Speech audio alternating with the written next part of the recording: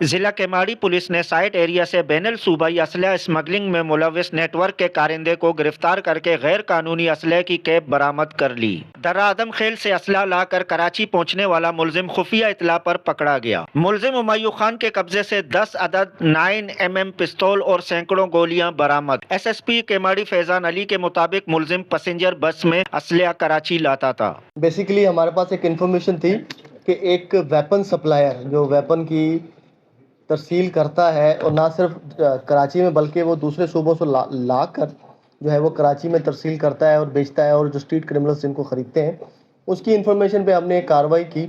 اس کارروائی میں ہم نے ایک آدمی گرفتار کیا، ہمایوں خان پٹھان، جس کے والد کا نام دلاور خان ہے۔